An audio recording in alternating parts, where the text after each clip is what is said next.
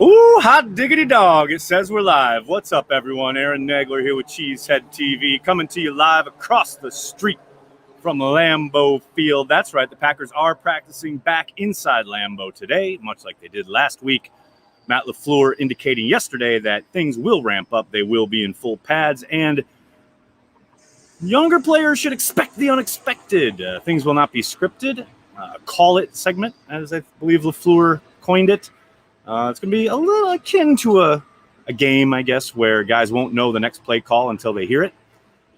Usually in practice, they have lots of scripted sessions that they've gone over during install meetings and things like that. But today, rapid fire coming at you. So that'll be fun to observe. And then, as LaFleur also indicated, I expect to see a lot of the younger guys late in the session get some live work done, or as near to live as possible.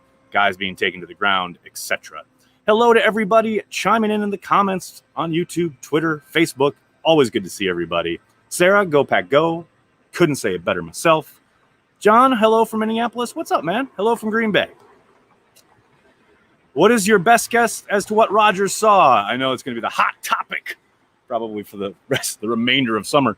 I talked about it in last night's chat. I would tend to think it was aligning himself, stepping into his throws, and not falling back. That's something a lot of people have talked about over the course of the last 3 or 4 years. We don't really know. I mean, I'm sure it could be something even much more minute. But we'll see. We'll see how things play out. You know, now that we know that maybe he's adjusted something, we can actually watch for it. You know, he gave us that information yesterday after having seen him on the field the last couple of days when he has been hot. It'll be interesting to see if that continues on here throughout the rest of camp. Is Ted Thompson still in the organization in some capacity? Yes, Derek. He is officially a senior scout. He's very advisory. He actually now works out of his home in Texas. For the first year or so, he was still here in Green Bay after he stepped down as general manager, but now he works out of Texas. I don't believe he traveled up here for camp, though, given all the COVID protocols, restrictions, what have you. Amsterdam fans, thanks so much for the super chat. Very nice of you. How will being called out for complacency affect MVS? Rise or crumble? Well, I think you're probably referencing what I asked Aaron Rodgers and his response in regards to MVS's strong start to camp.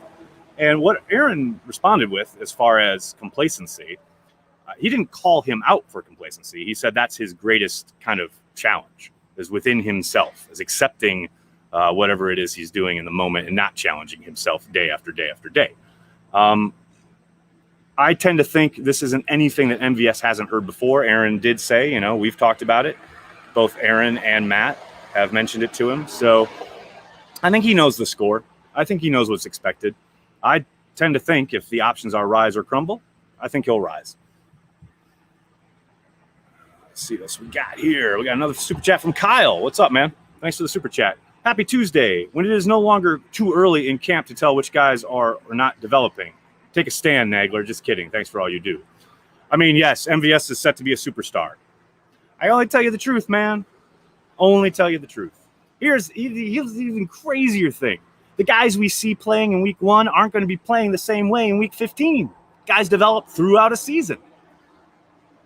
I know it blows people's minds who have been conditioned by ESPN to embrace debate and having to take strong stands. Trust me, I did it for a number of years at Bleacher Report, and I'll never fucking do it again. I'm going to tell you the truth, guys.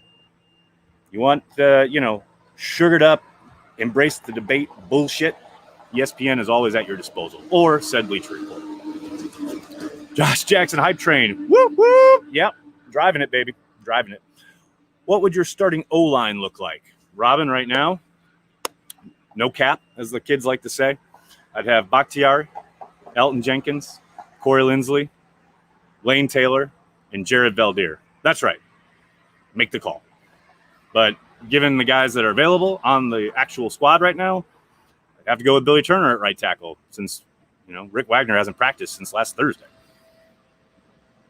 Will special teams players rise to the top today? Lori, I hope so. I hope we get to see a little bit more of it. Last time we were in Lambeau, we got to see a bit more live special teams work. They haven't done any actual live special teams, but we did get to see a lot of guys rotating in and out. Obviously, I'm not allowed to say who is with the ones, etc.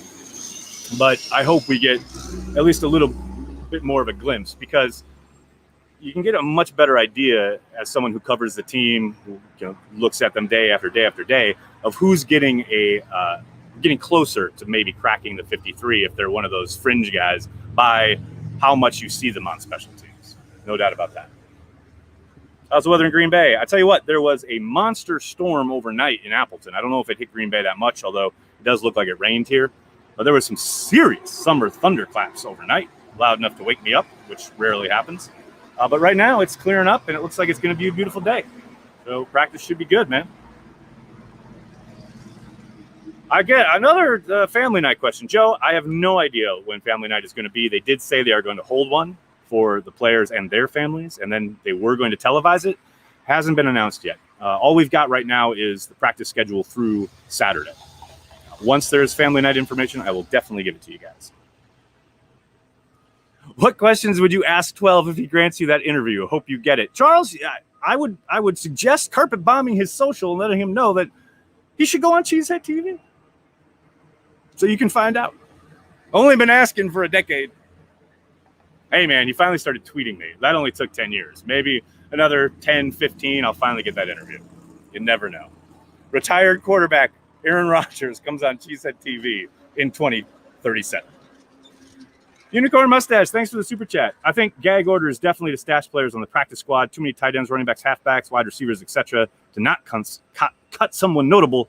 Reggie Begelton would be first in line, in my opinion. Oh, yeah. I think it's no question that is a big component of why they don't want, information out there. And I think, Begelton is certainly in line to be one of those candidates. Aaron, can you explain the carry the G shirt? Sure, Jake. Absolutely. 1,000%. It's a phrase that Aaron Rodgers coined last year heading into the bye week. They had started hot, obviously, and Aaron mentioned they had something special going, and he had spoken to the team about their conduct away from the facility when they left for the week. And he said he reminded them that as a member of the Green Bay Packers organization, whenever you leave, wherever you go, you carry the G with you wherever you go, referencing this G. So whatever you do, your actions reflect on the franchise. So Corey and I kind of took that and ran with it and used it all year, and then we used it all off season, and now we've put it on a shirt. And now Aaron Rodgers owns a sweatshirt with it on it. So that's where carry the G comes from. Brian, thanks for the super chat. Nags, who wins in a nutcracker drill, Corey or Wes Hodkiewicz? Oh, Corey devours him. Love you, Wes. Hey, shout out Wes Hod. But yeah, Corey would absolutely decimate him. It would not be pretty. How much stock do you put into players showing out during camp? How often does this translate during the season? Daniel, it depends on how consistent they are. It's one thing for a guy to do it once or twice. If a guy is doing it consistently throughout the summer, day in and day out, then I put stock in it. And that's why I'm always saying things like it's still early, or, he's got a lot of ball game left to go, etc. It's consistency. You heard Rodgers mention it yesterday with MVS. Anybody can have a good practice. Anybody can have a couple good practices. If that becomes the standard, then you start to buy it. That's how I go about it anyway.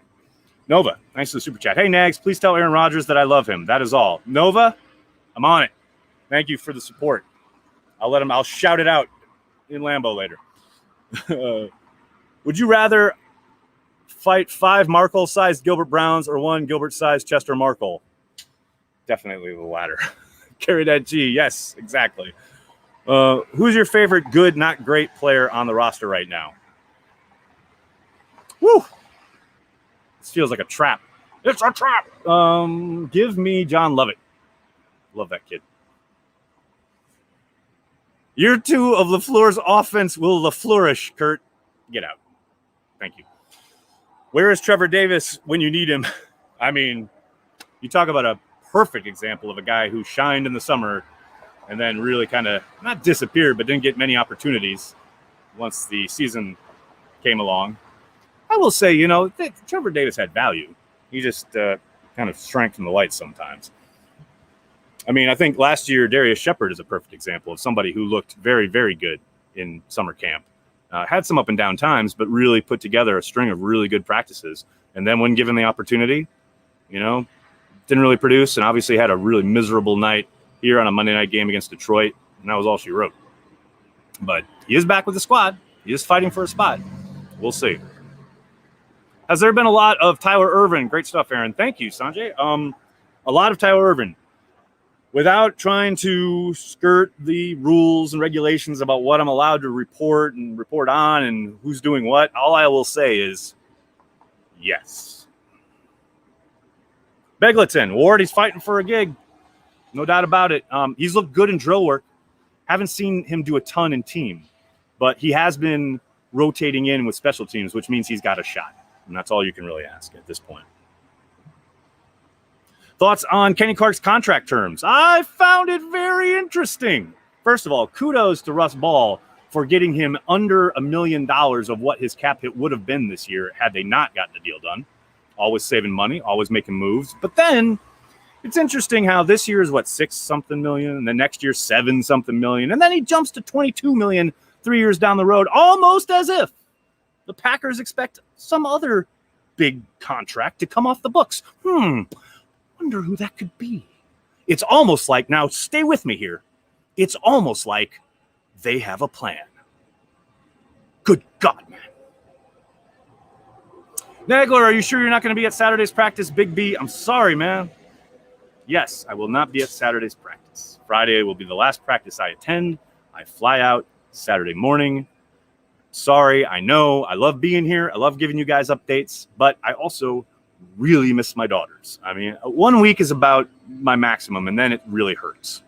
2 weeks is painful. 3-4 weeks, as I've done in the past, is just downright impossible. So, yeah, Saturday it is. Unicorn, thanks for the super chat. I'm Major League man crushing on my boy. Love it. Thinking of all the versatility and excitement he can bring. Beer on me, Nags. Thanks for all you guys do. Thank you, Unicorn. I'm with you, man. Just the thought of Lovett running people over. I hope we get to see some of it today. When I asked LaFleur about him last week, he mentioned wanting to see him in some more live situations. I mean, his college tape is riddled with shots and clips of him just bowling people over, causing problems, arriving in a bad attitude. I'm all in on that. Go Pack Go from Santa Barbara. What's up? Go Pack Go from Green Bay. Will I be bringing a dog home to Olive? No.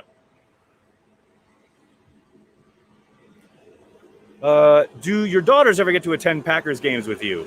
My daughters would never want to attend Packer games with me. They have visited the pro shop. They love shopping. They loved going there. A couple years ago, we were here and we went to Door County and we came back and hit the pro shop. The closest they've come to a game was my oldest when she was 12, was here for family night. Literally the night that Favre came back and Rodgers got booed and it was all dramatic. And she was wearing an Aaron Rodgers jersey and she was so confused. But that's the closest they'll probably ever get. William, thanks for the super chat. Sup, Nags? Waffles or pancakes? Go Pack Go. Woo! Man, asking me to choose between my children here. I'm more of a waffles guy, but I would not turn down either. How many inside linebackers and outside linebackers do you think they keep? I think they keep probably 4 outside linebackers. Can't tell you who I think the 4th is, so don't ask. Man, it's going to be tough. It could be 2 or 3 at inside. It really depends on how the secondary shakes out, I think. Let's see. Make sure I didn't miss any super chats. I don't think I did. No, I don't think I did. What else we got here? I missed the Clay Matthews Sasquatch commercials. So you're the one. Big Daddy Coop Breeze is in the house. What's up, buddy? What else we got? Kamal Martin looks fierce on tape. I can't wait to see him pair with Kirksey. It is exciting. He is fun to watch, man. I'm telling you, he has made the most of every one of his opportunities, and I'm really looking forward to some more live action today. Yeah, Kirksey has looked good, and Jamal has looked like a perfect complement so far. No doubt about it. What is the ceiling for the defense this year? I mean, if you're talking rankings, they were a top 10 scoring defense last year. I think that's pretty realistic again. They just got to improve a little bit against the run. That's all I ask. I mean, I can't imagine they create as many turnovers as they did last year, so they have to be better on early downs. If that's the trade-off, I'm fine with it. I mean, obviously, I would prefer they continue to turn the ball over at the rate they did last year, but history as your guide would tell you that probably won't happen. The regression when it comes to turnovers is most likely. So just have to be a little bit more aggressive on early downs, and I'll take it. Any comments on Jake Hansen? It doesn't look too big for him. Looks like he fits right in. It hasn't mattered who he's playing, and I can't tell you who he's been running with and how much, but I will say no matter who he's lined up against, where they are on the depth chart, none of it looks too big for him. He absolutely looks like a player. Writing's on the wall for Dexter. Julia, I would say so. Although I will say, to his credit, he has looked very solid. Now, obviously, he hasn't got a ton of opportunities with the guys ahead of him, but he has had a good camp. I would say it's just going to be really hard for them to justify keeping him, seeing as everybody else they have at the position. Do you think the NFL has a plan in case they have to pause the season due to an outbreak? Yes and no. I think they have a plan as far as the schedule goes. I know the entirety of the NFL schedule was created in a way that they could essentially move that first month and kick it back because of the placement of how the bye weeks are arranged. I do think, though, once the season starts, it'll be awfully tough. Do they sign Valdir? I think so, Todd. That's just a guess on my part. I think they'll sign him after week 1. So his contract isn't guaranteed. Will Gary break out this year? Yes. There you go. How's that for it's not too early? All those complaining I don't take a stand. I'm taking a stand. Gary's going to ball out. Get ready. All right, guys, I got to get going. I'm sorry it's going to be a little shorter this morning, but I got to get across the street and get ready for practice. Can't thank you guys enough for hanging out with me, talking some Packers early morning on a Tuesday. That's what we like to see. I'll be back after practice to talk about everything I saw. And then tonight, late tonight, we got our Patreon happy hour. That's right. If you're a Patreon member, 9 p.m. Eastern, 8 p.m. Central. Moved it a little later so our friends on the West Coast could join us. I wanted to include everybody. It's like, and, may have a few surprises in store for you. So if you're not a Patreon member, it's a good night to sign up. Patreon.com/CheeseheadTV. It's $5 a month, and it supports everything we do here at Cheesehead TV, including sending me to Green Bay so I can watch practice for you guys. But in lieu of that, please just hit like on this video, hit subscribe on the channel, tell your friends, tell your family, Cheesehead TV. We are devoted to Green Bay Packers fans worldwide. See you guys after practice. Have a great day. Go Pack, go.